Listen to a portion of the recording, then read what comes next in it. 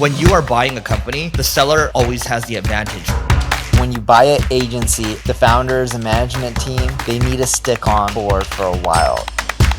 If the leader leaves, then the clients are like, what the heck? There's no need to try to force through a deal in the next month or so. The deal of the century comes every single year. All right, so we're going to talk about critical agency acquisition mistakes. So in the last episode, we talked about if agencies are ripe for roll-ups. Check that one out. But that actually sparked the idea for this one, critical agency acquisition mistakes. I've acquired some, and then Neil has acquired some companies in the past. And, we might or might not be in the market in the near future. So if you got a cool agency, let us know. But, we wanted to share some mistakes that we made, and hopefully you can sidestep these mistakes because this is a lot of wisdom and a lot of money spent and a lot of time too. Yeah. Yes. The first big mistake is when you buy an agency, and Eric went through this, whoever you're buying it from, the founders and management team, they need to stick on board for a while. If they're not there for a year or 2 years, it's really hard for the knowledge transfer, the client relationships, and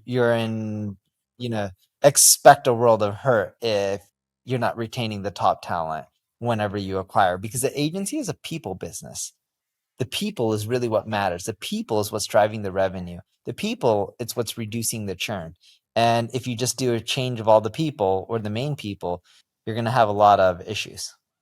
Yeah, I'll get a little more specific here. So, in one case for the agencies that we got, the founder was involved with every single account. He was super serving every single account, which is good when you're a smaller agency. That's how you build a lot of goodwill with the clients. The clients are like, oh my God, I love working with you because you're giving everything you got.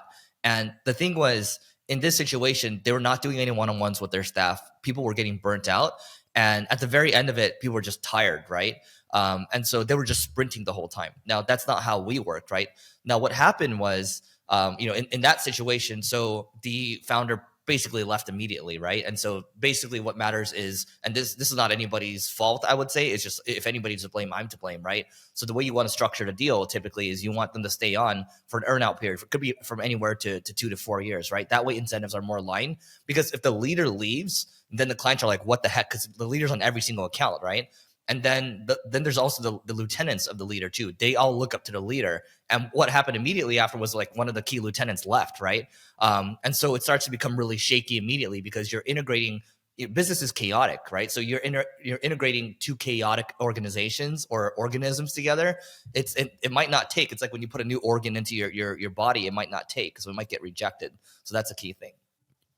The other thing is you need to do diligence, and amazing diligence at the beginning before you buy a deal. Eric went through this mistake. He used a broker, and the broker didn't give him the correct diligence materials. Like, what is the churn? What is the LTV? You have to look at churn by client count and revenue, and then segment it per industry.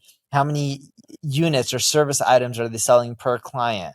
What are the staff on board? How long have the staff been there? What does the staff churn look like?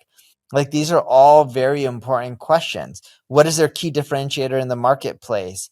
How long have they been in business? How do they get their leads? Is it word of mouth? Is it the founder? Because if the founder, once you give them the money, they're not going to stick around forever. But on the flip side, if they're getting it because they're brand name, they've been in the industry forever, and they're getting tons of RFPs, your risk goes down drastically. All these things are super important.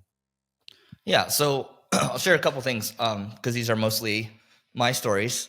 But I would say this: we got all that information, so it's key to get that information. So the monthly recurring revenue, the churn, the key staff as well, the key accounts too, and then you don't want to have key account risk too, where they're over 10-15% of revenue. What I will say is and again, I'm not going to blame the broker, right? It's ultimately it's my mistake at the end of the day. It's my responsibility.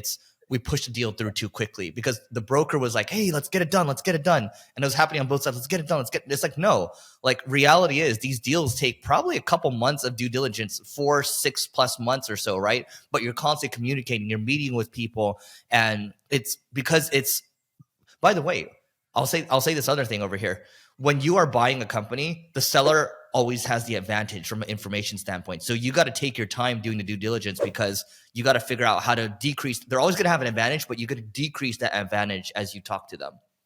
Then you also need to look at multiple agencies. When you look at multiple agencies, you'll learn a lot more about these agencies, and it'll help you figure out which ones are actually good versus which ones are bad. The first one you talk to isn't necessarily the best one to acquire. You got to kiss a lot of frogs to find the right one.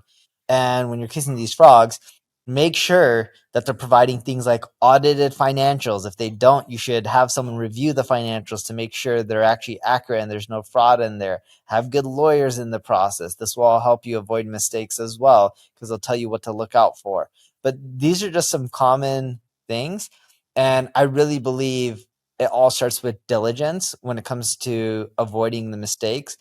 And I mentioned some of these things like churn and revenue, and make sure that the businesses are growing and the employees are there, and make sure that they're selling multiple units for of services per customer. Ideally, they should be keeping their customers for more than 4 years. Keep that in mind. Again, ideally, they should be keeping their customers for more than 4 years, right? You don't want someone who's only keeping customers for a year or two. It's just a revolving door at that point. But these are just some of the things to look out for, and it takes time to find the good ones. I'm going to add a couple more things before we get out of here. And so what I would say is people use this word culture and it's like this rah thing, but it matters a lot. You got to interview for cultural fit. And so whatever your core values are. So for example, our core values are to be improved and obsessed, to be open-minded, and to be reliable, right?